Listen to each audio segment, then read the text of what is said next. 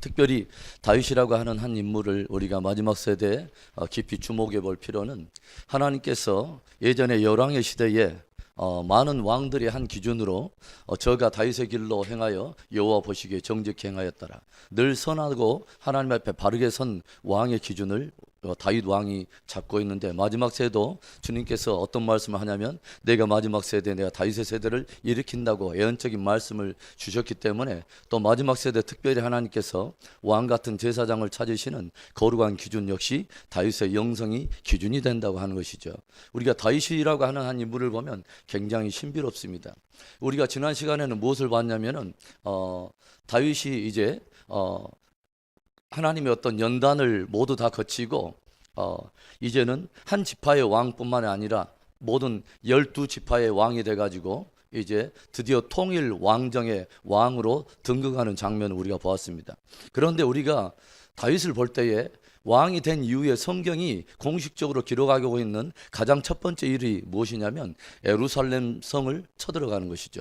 그동안 여호수아 이후에, 여호수아 시대 이후에 약 500년 동안 여부수 족속에 의해서 그 땅이 방치되고 있고, 그 땅을 정복하려 했던 하나님의 명령을 채 수행하지 못하고 베냐민 지파가 여부수 족속에게 내어주었던 예루살렘 도성을 군대를 몰고 들어가 가지고 예루살렘 성을 정복한 일, 그리고 이제 오늘 예루살렘 도성에 드디어 법궤를 들어온 일을 우리가 함께 보게 되는데, 우리 많은 사람들이 다윗이 예루살렘 성을 정복해 온 일에 대해서 굉장히 가볍게 생각하는 경우가 있어요. 그런데 우리가 화요일마다 우리가 하나님의 경륜을 통해서 우리가 보게 되는 것은 무엇을 알게 되냐면, 하나님께서 영원전부터 당신의 구속의 경륜을 일으키기 위해서 특별히 하나님께서 당신의 이름을 두시려고 지정한 도성이 있다고 하는 거죠. 예루살렘이라고 하는 이 도성은 굉장히 신비한 도성인 거죠. 우리가 예루살렘의 그 이름의 뜻이 뭐라고 그랬어요? 저루, 준비하다, 예비하다. 샬롬, 평강의 도시. 그래서 하나님께서 예비하신 평강의 도성이라고 하는 그런 의미가 있다고 그랬어요. 이상하게 예루살렘 도성에 누가 오시냐면 예수 그리스도가 그 땅에 오셔서 십자가를 또 지시고, 하나님과 인간 사이에 가로막혀 있는 모든 죄악의 문제를 예루살렘에서 십자가를 통해서 풀어가신다고 하는 거죠. 그리고 또 예루살렘 감람산 동편에서 승천하시고 부활하셔서 승천하신 이후에 그곳에서 놀랍게 예루살렘에 무엇이 임하냐면 성령이 강림하신다는 거죠. 그래서 성령이 강림하심으로 인해서 어떤 시대가 열리기 시작하면 드디어 이방인의 구원 농사로 할 수 있는 교회 시대가 또 열리기 시작한다고 하는 거죠. 그리고 마지막 주님의 지상 강림 역시 예루살렘 바로 감람산 동편에 너희가 올리우심을 본 그대로 다시 이 땅 가운데 오리라 했던 바로 그 약속을 따라서 예루살렘에 주님의 강림하심이 약속되어 있고, 복음이 땅 끝까지 이르러 때 주님께서 다시 오리라 했던 그 땅 끝은 바로 복음이 처음 시작했던 예루살렘이라고 하는 것이죠. 그리고 우리가 이런 개념으로 본다면 바로 그 사건이 있기 전에 무려 2000년 전에 아브라함이라고 하는 사람은 바로 예루살렘 모리아산, 바로 2000년 후에 예수님께서 십자가에 못 박히실 바로 동일한 장소에 바로 독자 이삭을 하나님께 번제로 드리고, 하나님께서는 그 동일한 장소에서 그 독자 이삭이 아닌 또 친히 예비하신 하나님의 어린 양을 예비하심으로 인해서 독자이면서 어린 양이신 바로 예수 그리스도께서 2000년 후에 이 땅에 오실 것의 한 예표를 믿음의 조상 아브라함이 직접 하나님이 하실 일을 직접 자기 삶 속에 경험하는 놀라운 일들을 경험하고, 다윗이라고 하는 인물은 놀랍게도 다른 어떤 장소가 아니라 동일한 바로 그곳에 하나님의 성전을 지을 것을 솔로몬 아들에게 계시했다고 하는 것이죠. 우리 인생 가운데 감히 누가 하나님의 마음을 알아서 하나님의 모략이 되며 하나님의 모사가 될 수 있겠습니까마는, 다윗이라고 하는 한 사람은 성경의 선지자라고 말을 해요. 그래서 하나님께서 이 다윗이라고 하는 한 사람이 성경의 2930명의 인물 중에 다윗이라고 한 사람에게 주신 최고의 영예, 내 마음에 합한 자라. 저는 내 마음을 쫓아오는 자고 내 마음을 아는 자라. 여러분, 하나님께서 이 땅 가운데 당신의 이 나라를 이 땅 가운데 실현해 내기를 원할 때 하나님께서 당신의 마음을 두신 독특한 특별한 장소가 있다고 하는 것을 다윗이 간구하고, 그것을 발견하기까지 자기의 침상에 들지도 아니하고 하나님 앞에 거룩한 소원을 들은 게 바로 시편 132편에 나와 있지 않습니까? 다시 한번 우리 찾아갑니다. 시편 132편. 시편 132편의 말씀을 봅니다.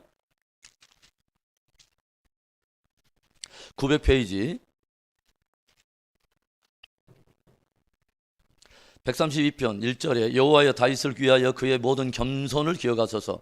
그가 여호와께 맹세하여 야곱의 전능자에게 소원하기를 내가 내 장막집에 들어가지 아니하며 침상에 오르지도 아니하고 내 눈으로 잠들게 하지 아니하며 내 눈꺼풀로 졸게 하지 아니하기를 어느 때까지 하냐면 여호와의 초소 곧 야곱의 전능자의 성막을 발견하기까지 하리라 하였나이다. 그러니까 다윗의 갈망은 무엇이냐면 하나님이 이 땅 가운데 당신의 구속의 경륜 중에 아주 중요한 당신의 이름을 두시려고, 그리고 당신의 나라를 이 땅 가운데 실현하기 위해서 특별히 당신의 이름을 두시고 통치 보좌를 두시고 이 땅을 다스릴 바로 주님의 보좌가 있는 바로 그것을 알기를 원했다는 거죠.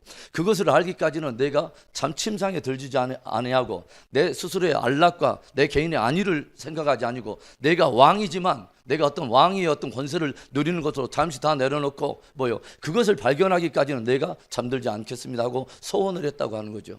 굉장한 사람이죠. 그리고 마침내 그것을 발견했다고 하는 것입니다.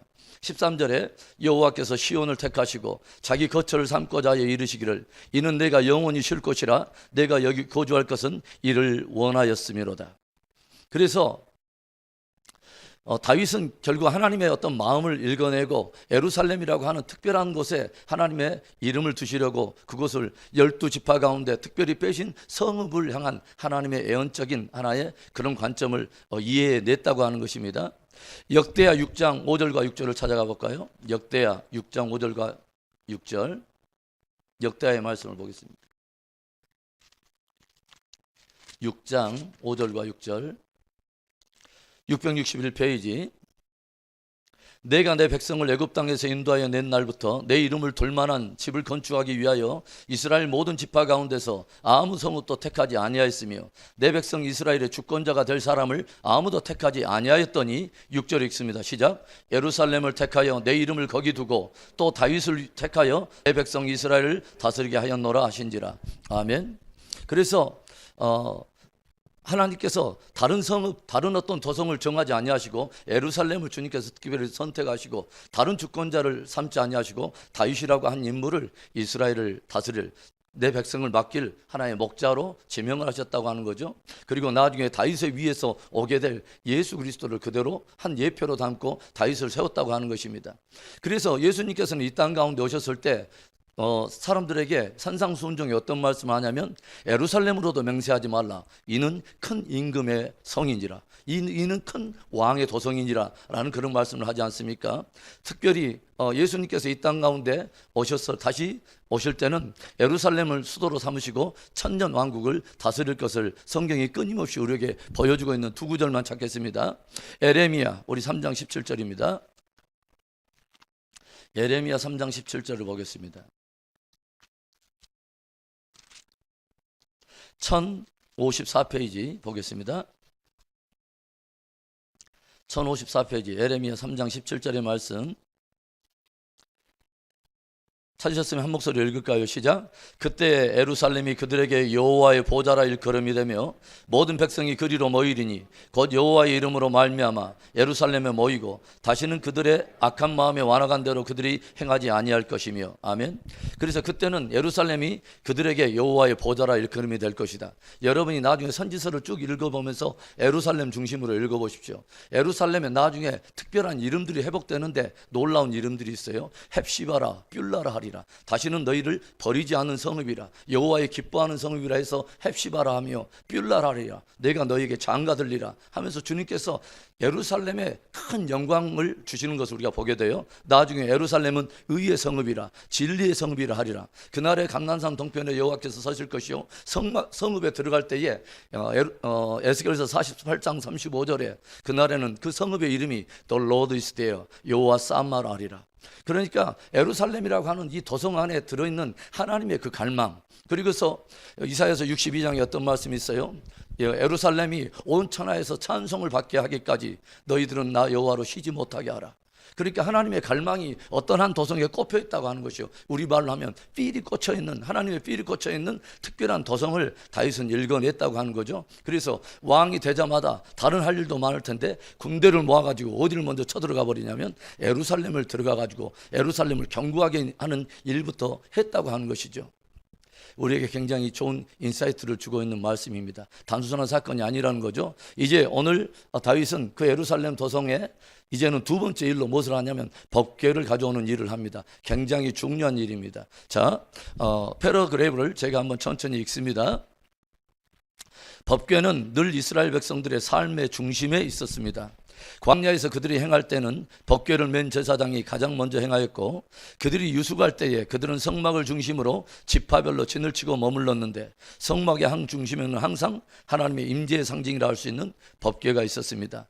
다윗의 세대로 일어서기를 원하는 우리들은 먼저 우리의 삶과 신앙의 한 중심에 법궤를 모셔드려야 합니다. 아멘. 이것은 무엇을 말하냐면 한마디로 말한다면 신본주의적 신앙의 체제라고 말할 수 있죠. 그래서 우리가 출애굽한 이스라엘 백성, 즉 구속받은 이스라엘 백성들이 유월절 어린 양의 사건, 십자가의 한 모형의 한 입회의 사건이라는 바로 유월절을 지나고 나서 세례의 한 모형이라 할 수 있는 홍해를 건넌 다음에 하나님께서는 이스라엘 백성들로 하여금 그냥 광야에서 이무적으로 그냥 살지 않고 축복의 가나안 성, 천성의 한 모델이라 할 수 있는 약속의 땅에 들어가기 전에 광야의 이 땅의 모든 삶의 여정을 살아갈 때 그냥 이무적으로 살지 않게 신의 산에, 하나님의 신의 산에 이르렀을 때 무엇을 주냐면 두 개의 신적인 하나의 어떤 계시물을 주죠. 그게 하나가 뭐냐면 바로 뭐예요? 성막에 대한 것입니다. 성막에 대한 제도와 식양을 다 주셨어요. 그 다음에 두 번째는 뭐예요? 여호와의 율법을 주셨습니다.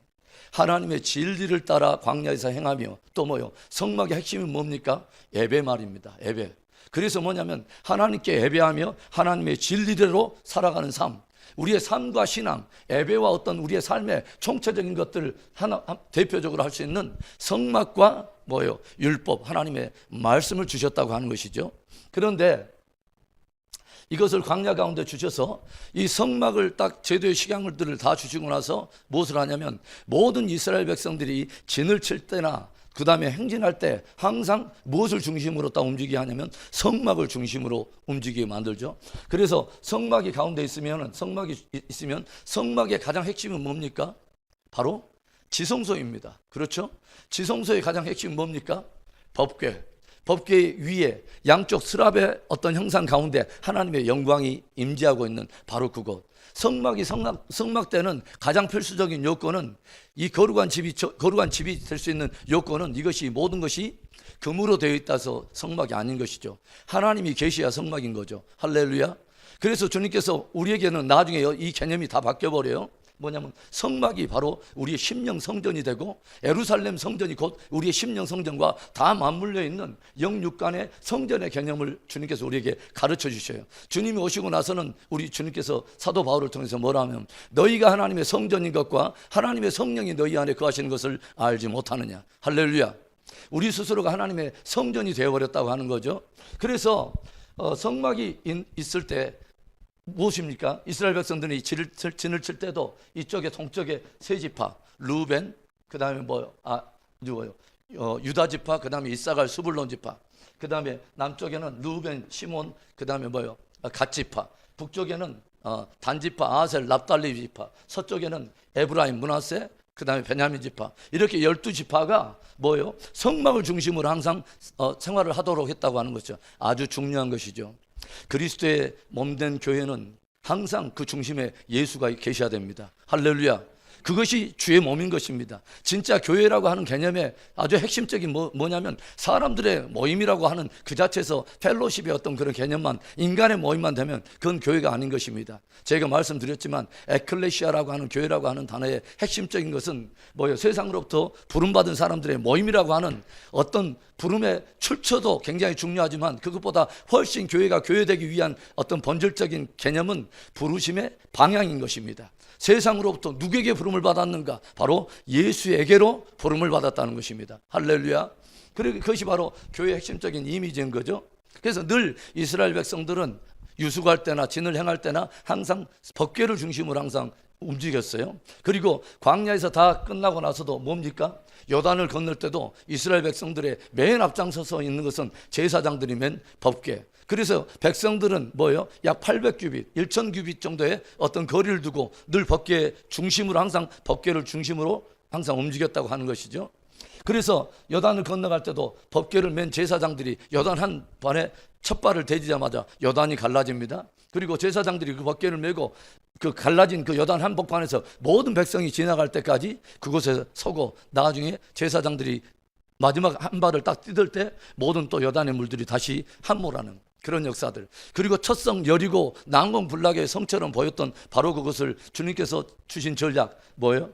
그 성을 돌라고 할 때도 역시 법궤를 메고 계속 양각 나팔을 부는 거죠. 양각, 양의 어떤 뿔로 베풀어진 계속 그 나팔을 분 것입니다. 굉장히 중요한 거죠. 양각, 양의 복음을 계속 어린 양의 복음을 계속 불면서 이렇게 행진을 했다고 하는 거죠. 그래서 굉장히 중요해요. 법궤 안에는 세 가지 아주 신비한 물건이 들어있죠. 뭐죠? 하나는 두 돌판, 십계명의 두 돌판. 그 다음에 뭐요? 아론의 쌍난 지팡이, 그 다음에 만다가 담긴 항아리. 이것은 예수 그리스도를 모형하는 것입니다. 두 돌판은 뭐요? 참된 왕으로 오신 바로 그 주님. 그래서 뭐요? 하나님의 왕권을 가지고 이 땅 가운데 말씀하시는 바로 뭐요? 왕이신 주님을 말씀하시고, 그 다음에 뭐요?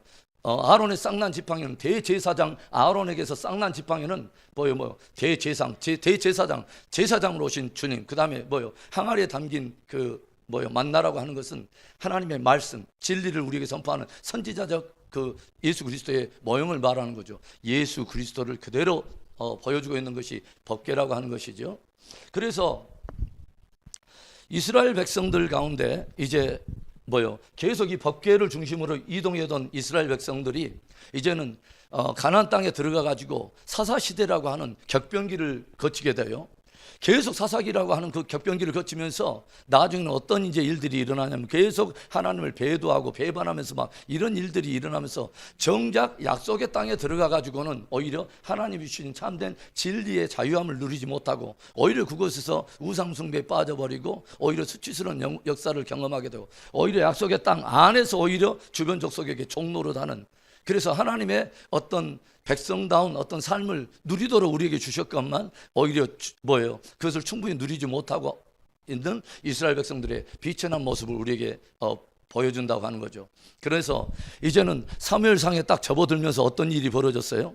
사무엘상에 딱 접어들면은 어떤 한 제사장이 등장하는데 하나님 앞에 이스라엘 백성들을 잘 인도해야 될 그 대제사장이 오히려 뭐예요? 두 아들 홈니와 비느하스가 오히려 그 망령의 행함을 보고도 또 이스라엘 백성들 가운데 서서히 경건의 어떤 능력들이 사라지고 있음을 볼 때도 아무것도 하지 못하는 대제사장 한 사람의 모습을 보여주는데 누굽니까?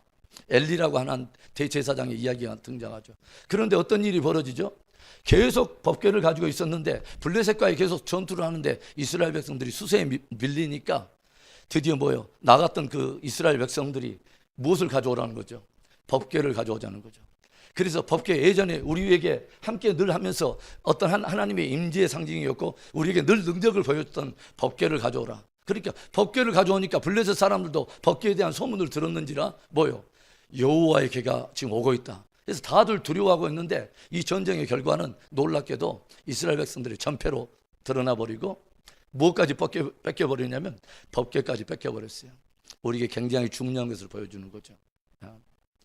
법궤, 하나님의 임재의 상징, 법궤를 가지고 갔음에도 불구하고 전쟁에서 져버렸어요.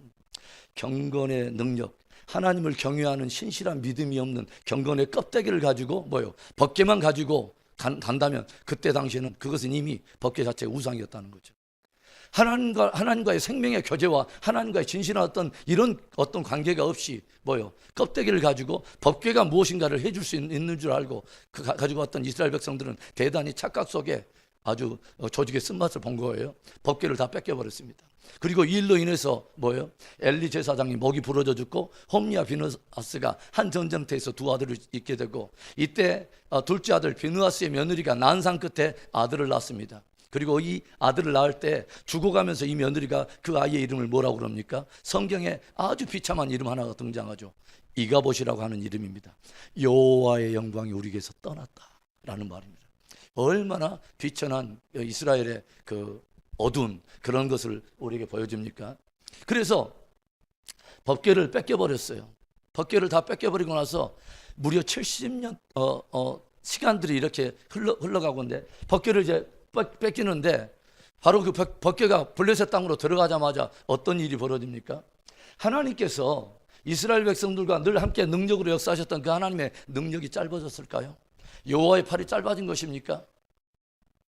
놀랍게도요, 블레셋 땅으로 딱 들어갔는데 이 블레셋 사람들이 이 법궤를 어디에다 갖다 놓냐면 자기들이 섬기는 다곤의 신전 안에다 이 법궤를 갖다 놓아요.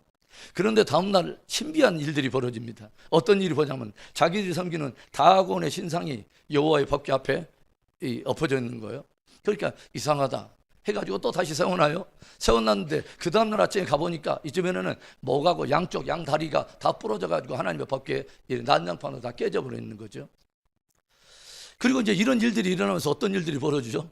블레셋 땅에 막 독종이 이제 발하기 시작하는데 아수돗이라고 하는 곳에 이 다곤의 신당이 있는 아수돗 땅의 주변에 뭐냐면 모든 사람들이 종기와 막 독종이 발하기 시작하는데 온 도성의 사람들이 이것으로 인해서 막 부르짖고 난리가 아니에요. 그러니까 이 사람들이 안 되겠다, 이제는 도저히 안 되겠다 해가지고 아수돗 사람이 옆에 도시로 이제 딱 옮겨요. 그래서 가드 땅으로 옮기니까 가드 땅에서 또 이번에 또 난리예요. 독종이 막 발해가지고 난리예요. 그리고 또 이번엔 뭐요? 아스글론으로 또 옮기니까 아스글론 사람이 나중에 여러분 게임할 때 여러분 나한테 폭탄 들어오면 빨리 터질까봐 옆에도 막 넘기는 여러분 게임 하세요? 이게 뭐냐면 이건 완전히 애물단지가 된 거예요. 하나님의 법궤. 그래서 이들이 뭐라면 여호와가 우리 가운데 뭐요? 큰 징계를 행한다고 그들이 막 이제 막 난리가 났어요. 이것을 우리가 어떻게 하느냐? 우리가 뭘 본지 아세요? 하나님은 이 가운데서 굉장히 중요한 것을 가르친다고 하는 거죠. 뭐요? 경건을 잃어버린 법궤. 하나님의 손이 짧아졌느냐? 아니라는 거죠. 이스라엘 백성들은 좀 뭔가 착각하고 있다고 하는 거죠. 하나님께서는 이스라엘 백성들에게도 메시지를 전하고 있고 블레셋 땅에도 메시지를 전하고 있는 거죠. 블레셋 땅의 모든 우상들이 다 헛것이며 하나님이 참된 하나님이라는 거죠. 그래서 하나님은 이스라엘만의 하나님이 아니라 블레셋 땅에도 역시 역사하신 하나님. 늘 그때 당대에는 한 지역의 신의 어떤 개념만 대부분이 가지고 있고 부족신의 개념만 가지고 있는 이때에 뭐요? 하나님께서는 이스라엘 지경뿐만 아니라 뭐요? 블레셋 지경에도 들어가서 당신의 영광을 스스로 지키시는 하나님. 할렐루야. 그래서 이스라엘 사람들에도 그것을 바로 가르치는 거죠. 뭐요? 이스라엘의 어떤 그 백성들에게 법궤가 다 뺏은 하나님의 능력이 약해지셨나? 이제는 약발 떨어지셨나? 이렇게 자칫 착각하고 있을 때에 하나님은 뭐요? 이스라엘 백성들의 아무 도움 없이도 당신은 당신의 위엄과 능력을 지키시는 하나님이시죠. 그래서 굉장히 중요한 것들을 가르친다는 거죠.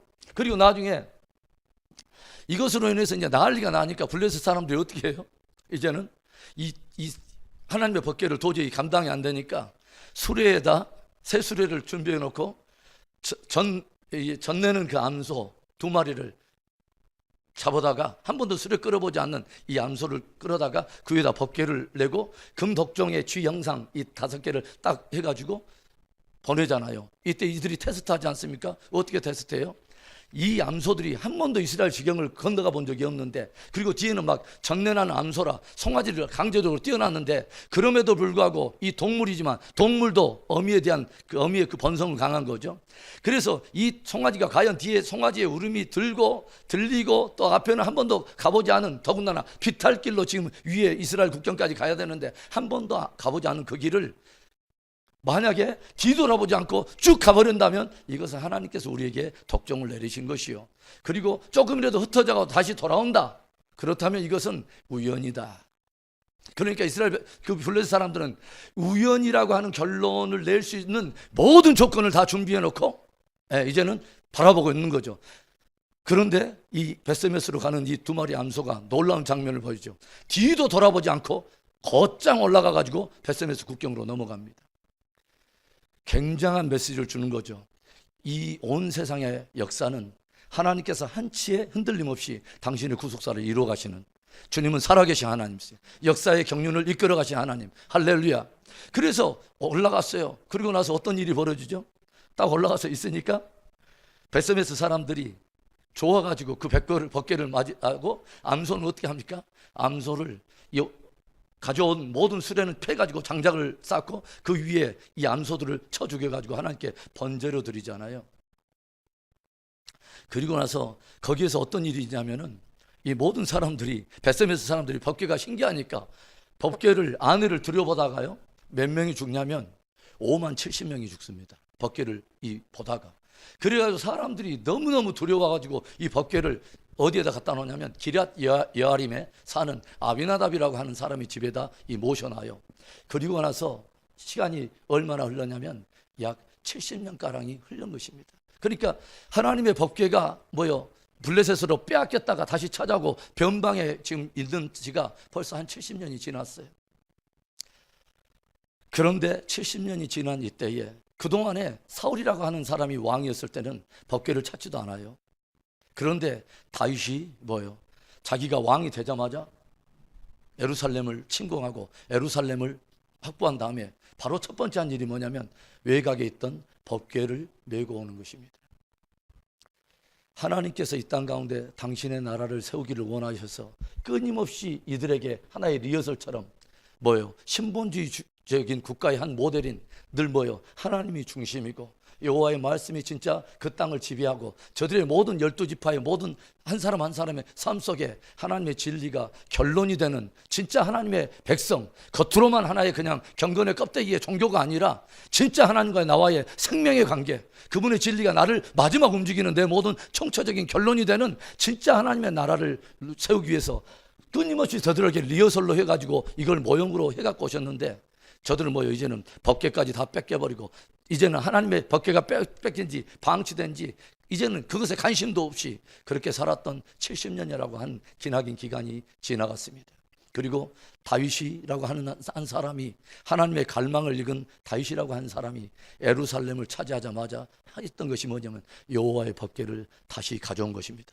내 삶의 변방에 있는 하나님의 진리를 내 삶의 중심에 가져온 것입니다.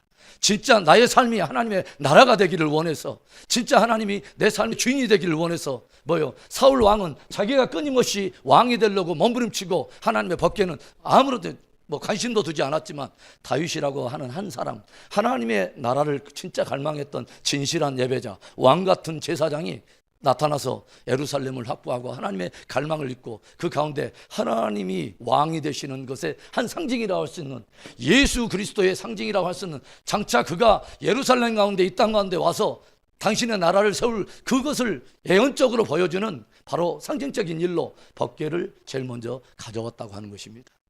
오늘 다윗의 세대로 일어나기를 원하는 저와 여러분의 삶의 중심에 진실로 예수 그리스도가 왕이 되고 하나님의 말씀이 진리가 되는 아름다운 은혜와 회복이 있기를 주의 이름으로 축복합니다. 얼마나 중요한 말인지 모르죠. 우리의 삶 속에 우리가 그리스도인이라고 하는 말은 크라이스트 플러스 아누스, 그리스도에게 속해 있는 사람이라고 하는, 우리는 적어도 6월절 어린 양의 십자가 사건을 우리가 경험하고 우리가 세례를 주와 함께 우리가 죽고 이제는 그리스도와 함께 연합해서 새로운 삶을 우리가 살아가는 이때에 우리는 우리의 삶을 이끌어가는 아주 두 가지의 신적인 계심을, 성막, 예배, 우리 하나님께 하나님 되심을 가장 높이는, 그리고 우리의 삶을 모든 총체적으로 움직이는 그분의 진리. 그래서 신령과 진리로 우리가 진짜 예배하는 참된 백성이 되어야 할 줄로 믿습니다. 자, 그래서 당신의 삶 속에 잃어버린 법궤를 찾으라 라는 주제를 함께 나누었습니다. 그 최인혁 집사님이 그 찬양 중에 그게 있죠. 잃어버린 법궤를 찾아서 하면서 막 해서 굉장히 웅장하게 나오는데 저 개인적으로 그 찬양 굉장히 좋아합니다. 잃어버린 법궤를 찾아서. 저와 여러분이 삶이 잃어버린 법궤를 반드시 찾아내서 우리의 심령 중심에 너희가 하나님의 성전인 것과, 성전은 하나님의 임재가 있는 것입니다. 여호와의 법궤가 와야 되는 것입니다. 예수 그리스도가 우리의 중심에 계셔야 되는 것입니다. 성전인 것과 하나님의 성령이 너희 안에 거하시는 것을 알지 못하느냐. 저와 여러분의 안에 하나님의 나라가 경험되어지는 귀한 회복의 은혜가 있기를 축원해요. 그 다음에 이제 드디어 6장에 사무엘하 6장에 오늘 본문에 보니까 드디어 다윗이 이 법궤를 이제 예루살렘을 올리려고 엄청난 일들을 합니다. 자, 6장 가봅시다. 사무엘하 6장. 6장에 보면 1절부터 우리 보겠습니다. 6장 1절에 다윗이 이스라엘에서 뽑은 무리 몇만 명을 데리고 가냐면 법궤 하나를 가져오려고 예루살렘에 그리려고 3만 군대를 이끌고 갑니다. 다윗이 일어나 자기와 함께 있는 모든 사람과 더불어 바알레 유다, 여기서 기랏 여아림의 다른 이름인데, 가서 거기서 하나님의 궤를 메어 오려 하니 그 궤는 그룹들 사이에 자정하신 만군의 여호와의 이름으로 불리는 것이라. 특별히 하나님의 궤를 세 가지 이름으로 성경에 말하잖아요. 하나는 법궤, 하나는 언약궤, 하나는 증거궤. 이 세 이름으로 일컬어지는데 나중에 그 의미들을 나중에 우리 좀 보기로 하고요. 3절에 그들이 하나님의 궤를 새 수레에 싣고 산에 있는 아비나답의 집에서 나오는데 아비나답의 아들 우사와 아요가 그 새 수레를 모니라.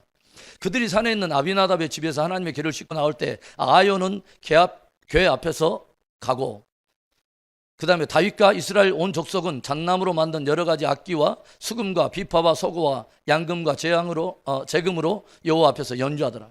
어마어마한 군대를 몰고 가고, 그 다음에 연주하는 모든 사람들이 따라가고, 다윗 왕이 또 내려갔으며, 하여간 모든 최선을 다했습니다. 뉴카트, 새 수레를 준비해서 모든 것들을 다 했어요. 그런데 두려운 일이 생긴 것입니다. 6절에 그들이 나곤의 타작마당에 이르러서는 소들이 뛰므로 우사가 손을 들어 하나님의 궤를 붙들었더니 7절에 여호와 하나님이 우사가 잘못함으로 말미암아 진노하사 그를 그곳에서 치시니 그가 거기 하나님의 궤 곁에서 죽으니라. 여호와께서 우사를 치심으로 다윗이 분하여 그곳을 베레스 우사라 부르니 그 이름이 오늘까지 이르니라. 다윗이 그날에 여호와를 두려워하여 이르되 여호와의 궤가 어찌 내게로 오리하랴. 인간적인 모든 것들을 다 최선을 다했어요. 그렇죠? 3만 군대가 내려가고 찬양하는 모든 사람들을 동원했으며 최고의 악기들로 다 하나님을 찬양하고, 왕이 직접 내려가면서 정말 새 수레에 이 여호와의 궤를 실어오는데 앞에서는 그 아비나답의 아들 우사가 행하고 아요가 행하고, 뒤에는 우사가 따라가는 바로 이 장면에서 어떤 일들이 벌어지냐면, 갑자기 나곤의 타작마당에 가서 소들이 막 뛰기 시작하니까 앞에는 그 아요가 아유 하면서 어쩔 줄 몰라니까 뒤에서 아싸가 아니라 우사가 여호와의 궤가 흔들리니까 이걸 붙들려고 딱 잡았습니다. 여러분, 나쁜 일 아니잖아요. 그렇죠? 궤가 떨어지려고 하니까 이것을 잡은 거예요. 그런데 하나님께서 우사를 치십니다. 뭐가 잘못됐을까요? 이것은 우리에게 어떤 교훈을 줄까요? 어떤 일들이, 왜 갑자기 이런 일들이 일어나죠? 왜 궤가 블레셋에서 왔는데 블레셋 사람도 분명히 새 수레에다 싣고 왔어요. 그리고 와서 베세메스에 왔는데 정작 베세메스 땅에 딱 들어와서 베세메스 사람들이 그 궤를 열고 보니까 5만 70명이 죽어요. 그리고 또 그곳에 궤를 가져오려고 인간적인 모든 최선을 다하고 분명히 옳은 거예요. 궤가 떨어지려니까 잡은 거예요. 최선 다한 거예요. 그렇죠? 그런데 우사가 흔들리는 법궤를 딱 잡았는데 하나님께서 우사를 치셨어요. 도대체 어떤 일들이 벌어지는 것일까요? 아주 중요한 것입니다.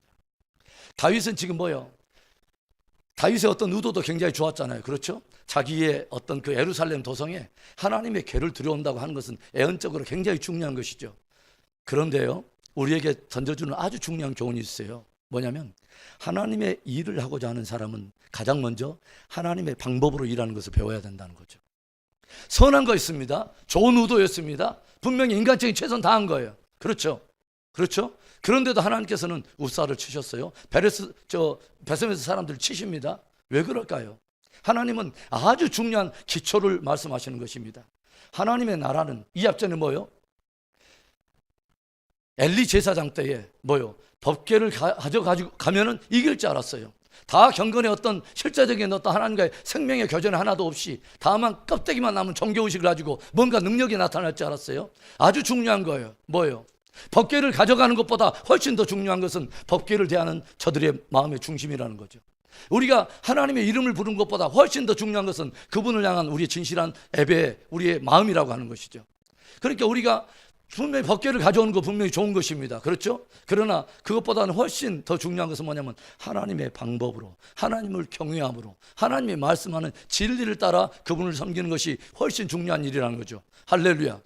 하나님의 나라는 그분의 뜻대로 치리되는 그런 나라잖아요. 그래서 우리가 저에게 보면 이상하잖아요. 하나님께서는 어떨 때 보면은 그냥 노예 홍수 시대도 야, 네 멋대로 방주 지어.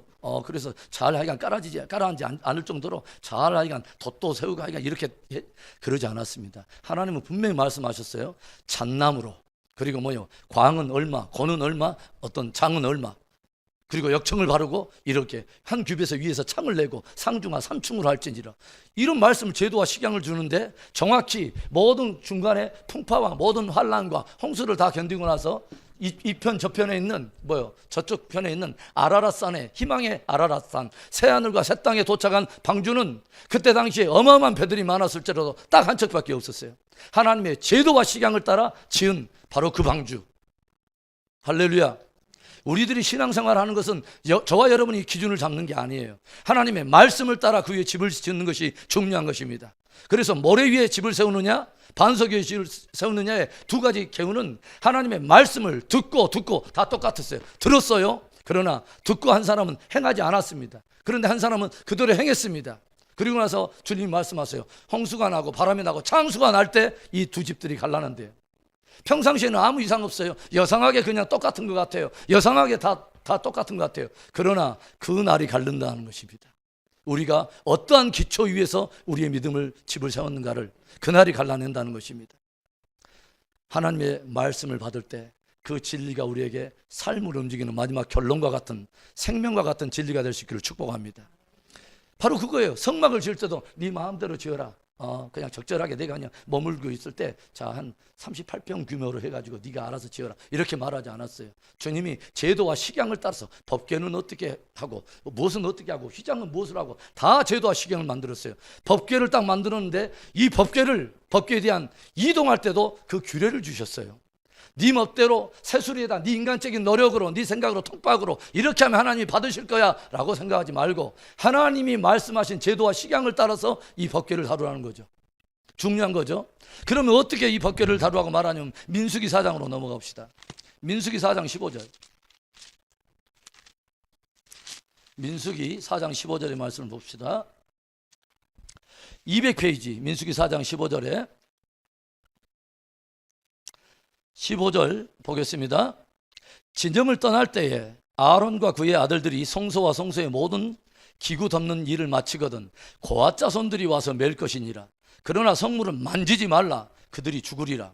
회막 물건 중에서 이것들은 고앗 자손이 맬 것이며 그 다음에 제사장 아론의 아들 엘르아살이 맡을 것은 등류와 태우는 향과 항상 드리는 소제물과 관유이며 또 장막 전체와 그 중에 있는 모든 것과 성소의 그 모든 기구니라.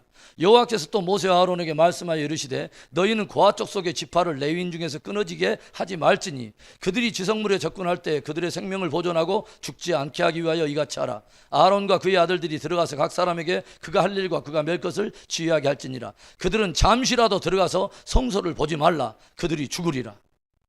그러니까 이무대로 다른 사람이 보든지 아니면 이무적으로 술에 매서 그런 게 하지 않으니까 이무적으로 만지지 말라고 말씀하시죠. 하나님이 정하신 사람들이 있고 그 사람들이 하나님이 그것을 법궤를 이동할 때 하신 규례를 줬다는 건 것이죠.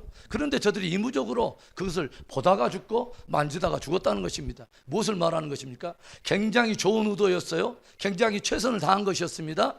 그러나 주님 뭐라면 처음부터 잘못됐다는 거죠.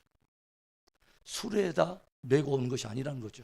주님이 처음부터 레위인 고앗 자손들이 메야 된다는 거죠.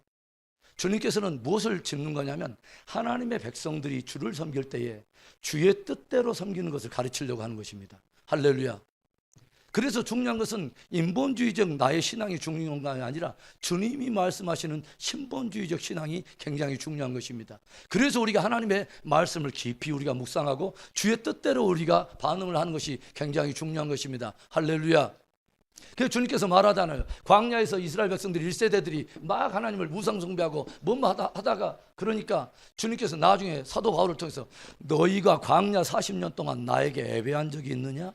라고 말해요. 40년 동안 계속 양 때려잡고 소 때려잡고 했는데 예배 드렸는데 주님이 뭐라고 하냐면 너희가 40년 동안 나에게 예배한 적이 있느냐? 라고 말합니다. 얼마나 두려운 말씀입니까? 그래서 하나님께서는 하나님의 백성들의 중심 안에요. 하나님의 말씀이 진짜 하나님의 말씀 되기를 원하죠. 다윗에게는 뭐가 있었다고 그랬죠? 하나님의 말씀에 대한 늘 두려움이 있어요. 하나님이 세운 제도와 질서에 대해서 존중하는 마음이 있어요. 사울은요, 눈 하나 깜짝 안 해요. 예, 그냥 도액시켜가지고 85명 제사장 죽이고 하나님의 뭐 아말렉 진멸을 하는데 자기 마음대로 임무대로 또 살려놓고 아닙니다. 다윗에게 굉장히 중요한 것을 가르치는 거죠. 다윗, 네가 왕이 됐어. 그리고 사무엘을 통해서 이제 예언한 것처럼 네가 이제는 진짜 왕으로 기름부음을 받았는데 나의 나라는 나의 진리를 따라 순종하는 백성들에 의해서 이루어지는 나라라고 하는 것이죠. 굉장히 중요한 것을 우리에게 보여주지 않습니까? 그래서 이 말씀에 대해서 나중에 역대상 15장을 찾아가 봅시다. 역대상 15장에 다윗이 나중에 다시 법궤를 메고 왔을 때 했던 말이 나옵니다. 자, 역대상 15장 가봅시다.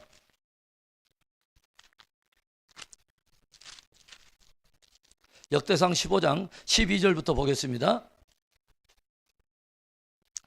12절 보겠습니다. 자,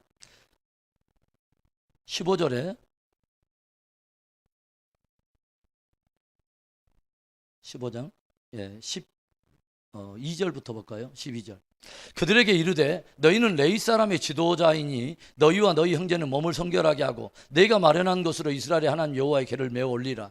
전에는 너희가 매지 아니하였으므로 우리 하나님 여호와께서 우리를 찢으셨으니 이는 우리가 규례대로 그에게 구하지 아니하였음이라 하니 이에 제사장들과 레위 사람들이 이스라엘 하나님 여호와의 궤를 메고 올라가려 하여 몸을 성결하게 하고 모세가 여호와의 말씀을 따라 명령한 대로 레위 자손이 채 하나님의 궤를 메어 어깨에 매니라. 아멘. 그래서 다윗이 안 거예요. 이제는 어떤 그 우사가 죽고 베세메스 사람들이 죽고 난 이런 일들을 보면서 어떻게 하면 도대체 그럼 어떻게 이 궤를 메워야 되는 거야? 두렵다. 가져오기가 너무 두려워. 라고 하면서 그 하나의 어떤 사건을 통해서 다윗이 무엇으로 돌아간 거냐면 그러면 하나님의 말씀은 뭐라고 한 거야? 하나님의 말씀은 궤에 대해서 뭐라고 한 거지? 라고 하나님이 정하신 그 기준으로 돌아갔다는 거죠. 그리고 그것에 따라서 하나하나를 다 채우고 하나님의 말씀으로 화려하지 않지만 어떤 바깥에서 보면 규모대로 어떤 빛과 번쩍하지 않지만 중요한 것은 하나님의 말씀대로 그것을 준비해가지고 궤를 메웠다고 하는 것입니다. 할렐루야. 중요한 것, 우리에게 굉장히 중요한 교훈을 가르쳐 준 거죠. 하나님의 일을 하는 사람은 하나님의 방법대로 하나님의 말씀대로 순종한 것을 먼저 배워야 됩니다. 바로 그것을 다윗 왕에게 가르쳐 주는 것입니다. 왕부터 먼저 그렇게 해야 된다는 거죠. 자, 그 다음에 이제 드디어 그 궤를 이제 가져오는 일들이 6장에 사무엘하 6장에 다시 한번 돌아가 봅시다. 그래서 이제 그 하나님의 궤가 우사를 쳐가지고 우사의 그 사건으로 인해서 다윗이 다윗성으로 이 법궤를 가져오지 못하고 다시 누구의 집으로 갖고 가냐면 오벳에돔의 집으로 가져가요. 그래서 오벳에돔의 집에 한 석 달을 가지고 있는데 다윗 왕이 궁구하는 거죠. 이 석 달 동안 도대체 왜 그런 거야 하면서 궁구했던 바로 그것이 바로 아까 아침에 역대상 우리의 그 말씀을 통해서 말씀으로 돌아가 보니까 그런 일들이 있더라는 거죠. 그리고 다시 하나님의 사람들을 데려가서 레위 사람들을 데리고 가지고 궤를 메어서 나오는 장면이 지금 오늘 이 밤에 이 장면과 연결이 되어 있는 것이죠. 그래서 이것을 가져오면서 13절에 여호와의 궤를 맨 사람들이 6걸음을 가며 다윗이 소와 살찐 송아지로 제사를 드리고, 그러니까 매 6걸음마다 송아지 한 마리씩 죽어나간 거예요. 하나님 앞에 정성을 다한 것입니다. 그리고 나서 다윗이 14절에 다윗이 여호와 앞에서 힘을 다하여 춤을 추는데 그때 다윗이 베봇을 입었더라. 중요한 단어는 여호와 앞에서예요. 여호와 앞에서, before the Lord, 여호와 앞에서 힘을 다하여 춤을 추었다라는 그 말씀이 굉장히 중요해요. 그 뒤에 다윗과 온 이스라엘 족속이 즐거이 환호하며 나팔을 불고 여호와의 궤를 메어오니라. 그런데 16절에 여호와의 궤가 다윗성으로 들어올 때 사울의 딸 미갈이 창으로 내다보다가 다윗 왕이 여호와 앞에서 뛰놀며 춤추는 것을 보고 심중에 그를 업신여기니라. 다윗 왕이 여호와 앞에 춤을 추고 있을 때 2층에서 그것을 바라보면서 그 대열에 참여하지도 않으면서 뒤쪽에서 오히려 냉수하던 한 여인의 이야기를 들려줘요. 그래서 뭐냐면 하나님 앞에 춤추고 있는 다윗을 은근히 마음속에 업신여겼다고 지금 말을 하는데, 나중에 이 여자가 내려와요. 20절에 다윗이 자기의 가족에게 축복하러 돌아오니 사울의 딸 미갈이 나와서 다윗을 맞으며 이르되, 이스라엘 왕이 오늘 어떻게 영화로우신지 방탕한 자가 염치 없이 자기의 몸을 드러낸 것처럼 오늘 그의 신복의 계집종의 눈앞에서 몸을 드러내셨나이다 하면서, 이 여자가 뭐냐면 비아냥거리면서 겉으로는 공손했겠지요. 오늘 왕이 얼마나 영화로우신지요. 많은 비천한 계집종 앞에서 아주 볼 것 다 보여주셨어요. 너무너무 멋있으세요 라고 다윗을 칭찬 아닌 비아냥거렸다는 거죠. 그러니까 21절에 이렇게 말을 해요. 다윗이 밀갈에게 이르되, 이는 여호와 앞에서 한 것이니라. Before the Lord. 여호와 앞에서 한 것이니라. 그가 내 아버지와 그의 온 집을 버리시고 나를 택하사 나를 여호와의 백성 이스라엘의 주권자로 삼았으니 내가 여호와 앞에서 뛰놀리라. 여호와 앞에서 뛰놀리라. 내가 이보다 더 낮아져서 스스로 천하게 보일지라도 내가 말한 바 계집종에게서는 내가 높임을 받으려 한지라. 그러므로 사울의 딸 미갈이 죽는 날까지 그에게 자식이 없으니라. 굉장히 중요한 말이죠. 다윗이 광야 목동 시절부터 늘 그의 영적 주소 Before the Lord, 하나님 앞에서 코람되어 사람들이 보지 않더라도 광야 바로 그곳에 하나님 한 분을 관객으로 두고 예배했던 다윗. 아버지께서 맡겨진 지극히 작은 일상, 많은 사람들이 또 내면의 양심이 아무도 보지 않기 때문에 너 그냥 그렇게 해도 돼 라고 말하는 그런 유혹을 받았던 그곳에서도 다 그것을 버려두고 하나님 앞에 충성을 다했던 다윗. 이 다윗이 뭐라고 하냐면 법궤가 들어오는데 왕이에요. 왕이 옷이 벗겨진 줄 모르고, 그 그림 봐보세요. 이 다윗이 경시장이 굉장히 멋지게 이 춤을 추고 있는 이 다윗이, 나도 언제 이 다윗의 춤을 한번 추고 싶어요. 그런데 이 다윗이 이렇게 춤을 추고 왕인데도 불구하고 뭐예요? 자기의 옷이 벗겨지는 줄 모르고 가서 춤을 추면서 들어올 때에 미갈이 그것을 업신여기잖아요. 조용히 생각해 보세요. 왜 미갈이 그랬을까요? 왜 미갈이 그랬을까요? 우리가 개인적으로 생각해 본다면 그런 묵상이 올 수도 있죠. 아, 지금 미갈은 누구의 딸이죠? 사울의 딸이에요. 그러니까 뭐냐면 은연중에 누구에 대한 쓴뿌리가 있냐면, 아버지 지금 사울 왕, 그리고 오빠 요나단이 죽었습니다. 자기의 한 가문이 다윗이 나타나지 않았다면 우리의 가문이 이런 일이 없었을 텐데 하는 그런 마음이 있는 거죠. 그렇죠? 그리고 나서 이런 모든 그 역사의 배후에 그런 역사의 흐름으로 인도하신 하나님이 싫은 거예요. 그렇죠? 그래서 하나님께 예배하는 것도 싫고 신실하게 나가는 것도 싫고 이 모든 것들이 다 싫은 거예요. 하나님께서 행하시는 이 일에 대해서 아버지 사울이 얼마나 폐역한 삶을 살았는가에 대한 하나님 앞에서의 다윗의 실존, 이것에 대한 것은 회개할 생각을 하지 않고 그 하나님의 경륜 앞에 오히려 그것을 진실로 하나님의 하나님 되심을 끊임없이 추구했던 예배자를 뒤에서 업신여기고, 그 사람이 하나님 앞에 드리는 헌신을 뒤에서 비아냥거리고 있는, 실제 그 안에 예배자로 들어가지도 않으면서 뒤에서 그것을 판단하고 비아냥거리고 있는 이 미갈이라고 하는 한 여인. 하나님께서 미갈이 사는 날 동안에 아이를 주지 않습니다. 이것은 굉장히 중요한 말씀이라고 생각해요. 저와 여러분의 신앙의 삶 속에 아주 중요한 거, Before the Lord. 내가 여호와 앞에서 뛰놀리라. 내가 하나님 앞에서 예배하리라. 똑같이 우리가 예배를 해도요, Before the Lord, 우리가 하나님 앞에서 예배하는 거죠. 우리가 무엇을 봉사하고 섬기더라도 우리가 하나님 앞에 우리가 섬기는 것이죠. 할렐루야. 오늘 저와 여러분 안에 Before the Lord, 이 다윗의 영성, 하나님 앞에서 내가 뛰놀리라. 인간적으로 왕의 체면, 이 미갈이 바라볼 때는 어머 왕이 대단하셔. 그런데 사람들이 어떻게 볼지도 모르고, 사람들 앞에서 어떨게 모르고, 왕 때문에 나도 체면 깎이고, 내가 왕인데, 차마 내가 왕인데 저런 모습으로 내가 나갈 수는 없지. 모든 미갈의 한 중심에는 Before the man, 사람들 앞에서 사람들 앞에서 다윗은 누구지? 왕이야. 왕인데 저래. 사람들 앞에서 나는 누구지? 왕인데. 내가 왕인데 그럴 수 없지. 그런데 다윗은 그게 아니에요. 직접 왕인데도 늘 항상 의식이 뭐냐면 Before the Lord. 주님 앞에서 나는 누구인가?